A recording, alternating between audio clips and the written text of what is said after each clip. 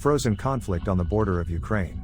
Even after 30 years, Transnistria remains de jure a part of Moldova, and de facto, a gray zone with unrecognized statehood, uncertain prospects and not withdrawn Russian troops. Why did this happen and what are the conclusions from the conflict for Ukraine? I will talk about it today. Greetings viewers, my name is Vladlen Muraev and this is History Without Myths, where we talk about the past of Ukraine and the world without embellishments. Please support us by liking, subscribing and commenting on the video. Transnistria is the name of the territory along the left bank of the Dniester River, which for several centuries was on the border of the Christian and Islamic worlds. The northern part of Transnistria is Ukrainian Podylia.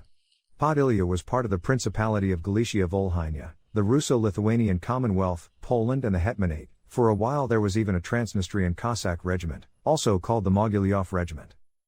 The southern part of Transnistria was under the influence of the Golden Horde, the Crimean Khanate and the Ottoman Empire. In 1792, after the Yashin Peace Treaty, which ended another Russo-Turkish war, Transnistria became part of the Russian Empire, but the Cossack history of the region did not end there. First, the Black Sea Cossack Army was stationed here, and then the Buza Cossack Army. After numerous administrative upheavals, Transnistria was divided between the Podolsk and Kherson provinces of the Russian Empire. Then the year 1917 came, the revolution, the empire collapsed, Transnistria became part of Ukraine. First, for a short time before the Ukrainian People's Republic in the Ukrainian state of Hetman Pavlo Skoropadsky. Later to Soviet Ukraine. But as before, and even then, Transnistria did not constitute any coherent defined region. After all, it remained divided between Podolsk and Kherson, Podolsk and Odessa gubernias of the USSR. But in 1924, the situation changed radically. We can say that it was in that year that the foundations of the Transnistrian conflict were laid. And the reasons for this were big politics and aggressive plans of the Kremlin. As you know, the Bolsheviks refused to recognize the Romanian annexation of Bessarabia, a historical area between the Dniester, Prut and Danube rivers. The plans of the World Communist Revolution, or the invasion of Europe, also did not go anywhere. With the advent of the NEP, they were simply postponed until a better opportunity. Meanwhile, the Soviet leadership decided to lay a slow-acting mine under neighboring Romania. Thus, the Moldavian Autonomous Socialist Soviet Republic was created as part of Soviet Ukraine, on the left bank of the Dniester. Abbreviated, MOSR.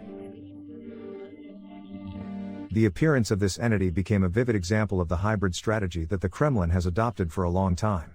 From the very beginning, the MOSR was seen as a springboard for the further annexation of Bessarabia, and then, possibly, Romania, and the creation of a route to the Balkans.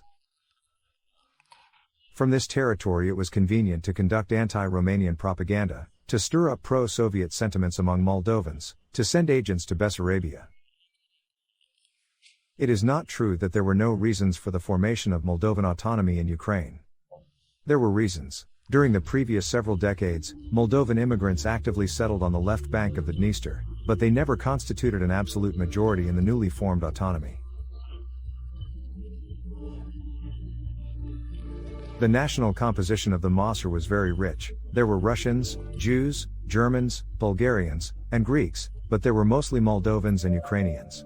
Moreover, according to the census of the 26th year, Moldovans made up only a third of the population, and Ukrainians, half. According to the census of the 39th year, the number of Moldovans in general fell to 28.5%. Strange Moldovan autonomy, isn't it? And this fact only once again proves the artificial nature of the creation of MOSR.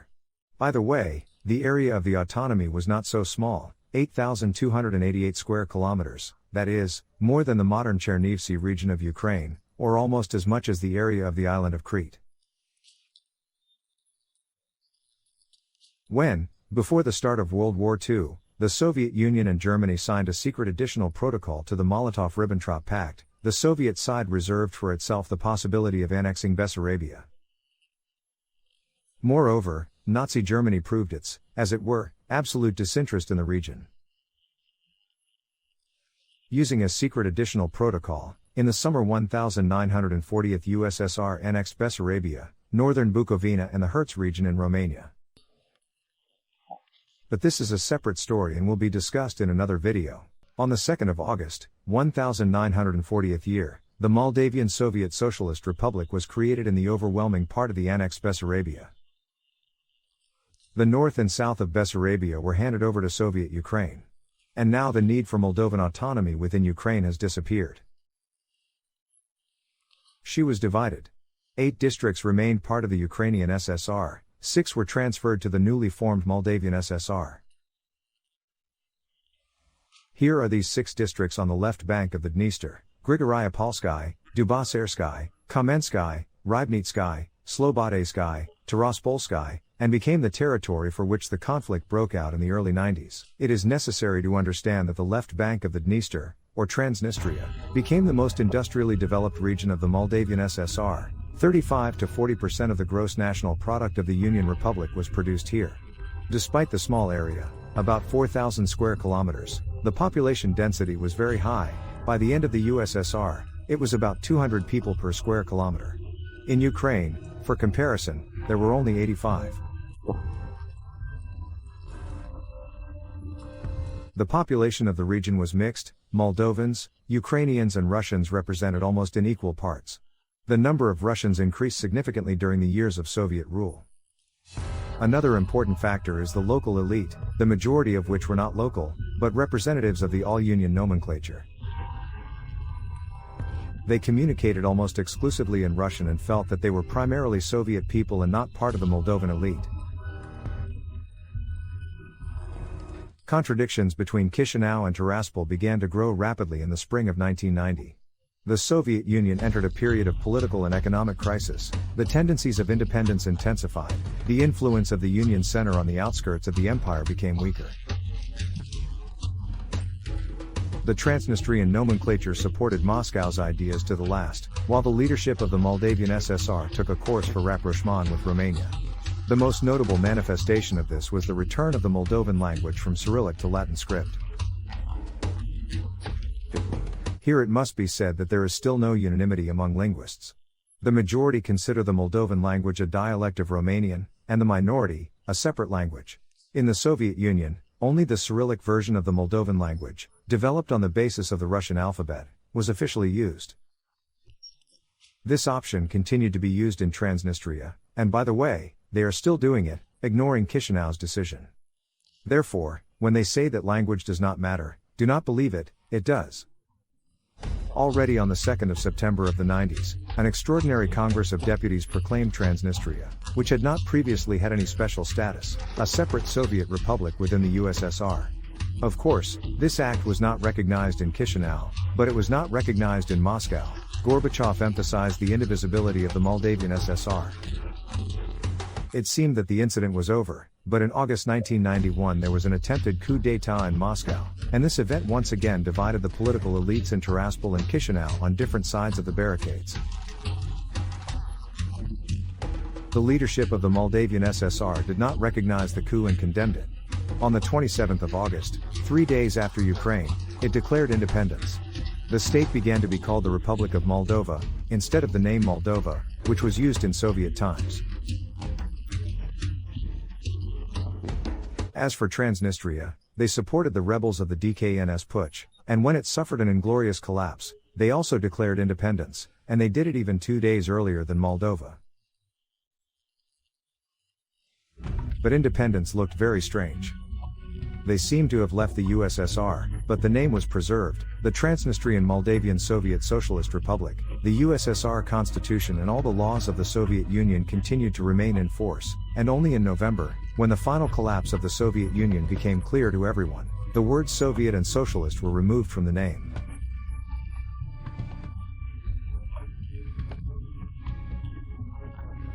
Since then, this self-proclaimed entity has been called the Transnistrian Moldavian Republic. Abbreviated, TMR. Chisinau was not going to lose control over Transnistria, because it is 11% of the territory and 17% of the population of Moldova, 700,000 people at that time. And, I repeat, the most economically developed region. In addition, the self-proclaimed republic was not recognized by any UN member state, unlike Moldova, which became a full member of the world community. For the first time, violence occurred in the city of Dubasari in the fall, 90s. And the 91st year of the Transnistrian authorities, on the basis of workers' militia assistance units, began to create military formations. At first they were called the Guard TMR, later, the Armed Forces of TMR. An open military confrontation between Chisinau and Tiraspol broke out at the beginning of March 1992. As much later, during the war in eastern Ukraine, local separatists were supported by volunteers from Russia who called themselves Cossacks. Don, Kuban or Orenburg Cossacks. There were also representatives of nationalist organizations, which even then promoted the idea of the Russian world. I want to say that the Cossacks have nothing to do here. They should go. Urgent, because it is. I want you to understand that your appeal will be broadcast on television tomorrow and your friends will see it. That is, I want you to speak consciously. I do so. Not because you are surrounded by Moldovan troops. I understand that here they just dragged us into dirty politics, into their dirty game. We were just tools.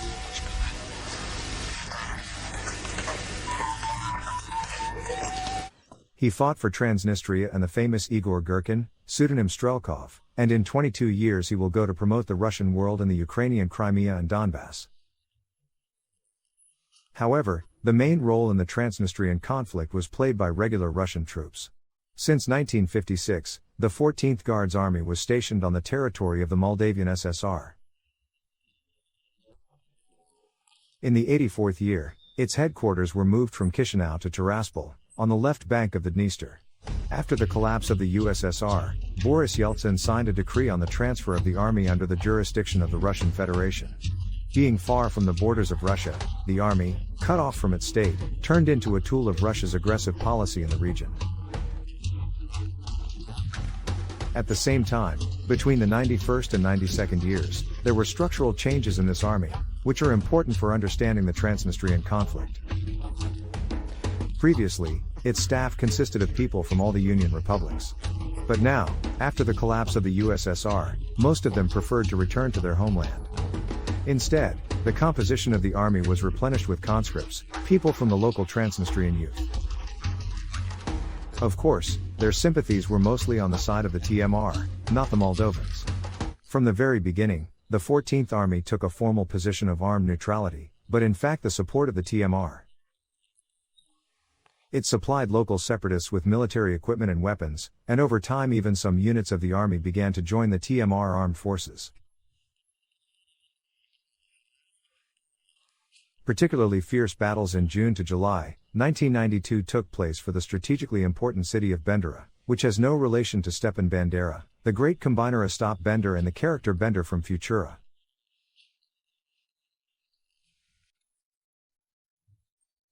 This city is not alien to Ukrainian history.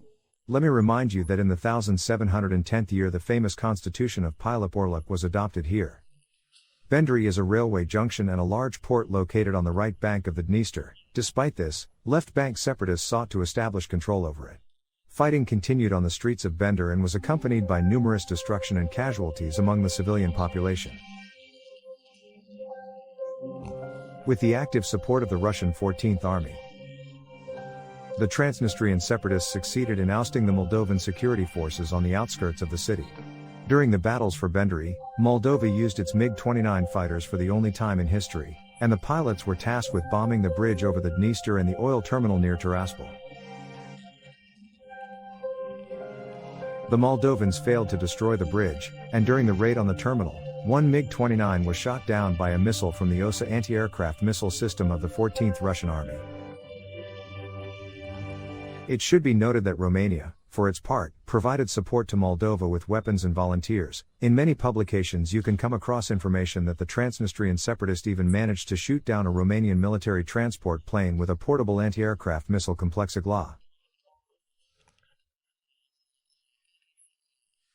The shooter was a former lieutenant of the Soviet Army, Ilya Kulik, who, according to available information, died shortly after in Nagorno-Karabakh fighting against Azerbaijan. On June 27, 1992, Moscow appointed Major General Alexander Lebed as the commander of the 14th Army, giving him extremely broad powers. Lebed openly sided with the separatists and ordered to open artillery and mortar fire on the positions of the Moldovan security forces on the opposite bank of the Dniester. The attack was made not only on military positions, but also on recreation bases of the police and armed forces, which led to significant losses in personnel. The shadow of fascism fell on this fertile land. I believe that the former great country should know about this. And she should remember what it cost her 47 years ago to break the spine of fascism. And the country should remember past historical events. And the country should remember why fascism cannot be allowed to develop. And the country must take all measures too, so that the fascists take their rightful place on the pole. By the way, the fate of Alexander Lebed turned out to be tragic. Later, he became the governor of the Krasnoyarsk region in the Russian Federation and may have even had presidential ambitions, but he died in a helicopter crash in 2002. It is still unclear whether it was a tragic accident or a contract killing. After that, Moldova was forced to agree to negotiations. Of course, Russia immediately offered its mediation services. The president of Moldova, Mircea had to fly to Moscow and on the 21st of July sign the agreement on the settlement of the conflict with Boris Yeltsin, while the president of the self-proclaimed TMR, Ihor Smirnov, was also present. The main content of the agreement was the introduction of Russian peacekeeping troops, which demarcated the Moldovan and Transnistrian security forces. In the Transnistrian conflict, at least 1,000 people died on both sides, including civilians, 4,500 were wounded, and 80,000 became refugees. The left bank of the Dniester and the town of Bendry with adjacent villages on the right bank were under the control of the so-called Transnistrian Moldavian Republic. And several settlements of Dubozar district on the left bank remained under the control of Moldova.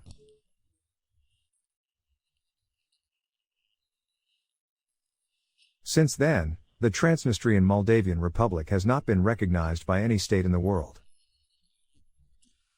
Only the same separatist formations that arose in the post-Soviet space where the omnipresent Russian Federation intervened. We are talking about Abkhazia, South Ossetia, and Nagorno-Karabakh. From the point of view of the international community, Transnistria remains an integral part of Moldova, but in fact it is a typical case of a frozen conflict. At one time, Western democracies did not intervene in this story and left everything to the Kremlin. They had many other problems and worries related to the possibility of nuclear weapons spreading across various states of the former USSR. So Moldova remained on the sidelines of major politics. Now, from the height of time, it is perfectly clear to everyone that Russia uses its military presence in Transnistria in order to put pressure on both Moldova and Ukraine. Back in the 90s, Boris Yeltsin promised Mircea to withdraw Russian troops from there. However, this has not been done yet. The 14th Army has been turned into an operational group of Russian troops in Transnistria, and its presence is explained by the Kremlin as the need to carry out a peacekeeping mission. In the 99th year, according to the declaration of the Istanbul summit, Russia undertook to withdraw its troops by 2003 years, and literally 3 years ago, the UN General Assembly adopted a resolution on the withdrawal of foreign troops from Moldova. In response, the Ministry of Foreign Affairs of Russia defiantly declared that it was not going to fulfill it. And how else if a puppet regime is in power in Transnistria, which exists thanks to the comprehensive support of the Kremlin? At the same time, many residents of the self-proclaimed republic still have not even a Russian, but a Soviet identity. The TMR flag and coat of arms copy the corresponding symbols of the Moldavian Soviet Socialist Republic. Passports of the USSR are still in circulation, there are monuments of the Soviet era everywhere, and on the 7th of November they still have a serious public holiday, the day of the October Revolution. A similar practice was preserved only under Lukashenko's regime in Belarus. Similar to the so-called DPR and LPR, Transnistria acts as a destabilizing factor, a barrier to Moldova's Euro-Atlantic integration. Just like in the occupied east of Ukraine, residents of Transnistria are actively being given Russian passports. And at the same time, the Russian Federation seeks to push Transnistria back into Moldova, but only on its own terms. At one time, the Primakov Plan and the Kozak Plan were put forward there, according to which, after reintegration, the Transnistrians will be able to block any decision of Chisinau, that is, they will become an anchor that will firmly bind Moldova to the Russian world.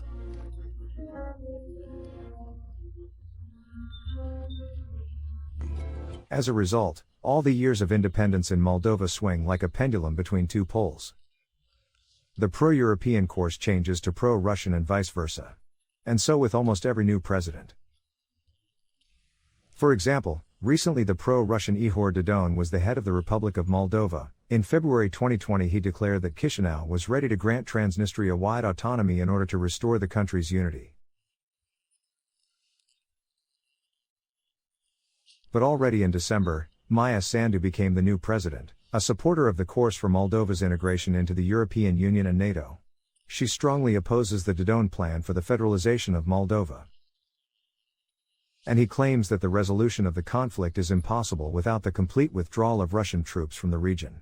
So, as we can see, a final solution to the Transnistrian conflict is not foreseen in the near future. So what conclusions can Ukraine draw from this? First, wherever the Russian Federation intervenes by armed means, there is always devastation, impoverishment, stuck in the past and complete uncertainty of the future. This is perfectly proven by the examples of Transnistria, Abkhazia, South Ossetia, Nagorno-Karabakh, Donbas, and Syria. Secondly, it is necessary to closely monitor the development of the situation in Transnistria, which could potentially turn into another front of Russian aggression against Ukraine. Thirdly, under no circumstances should we agree to the introduction of Russian peacekeepers into Donbas. They will become leaders of Kremlin policy, but not peacekeepers. Well, unless the creators of the Russian world. Fourth, under no circumstances should we agree to the reintegration of Donbas on the terms of Russia and the separatists. This is the laying of explosives under the Ukrainian state. Fifth, only a strong army, a united Ukrainian society and consolidated actions of the world community can be an effective mechanism for countering Russian aggression. Dear friends, don't forget to subscribe to History Without Myths and press the bell so you don't miss our new videos. Like this issue, write a comment under it and share it on social networks. Thank you for watching, see you soon.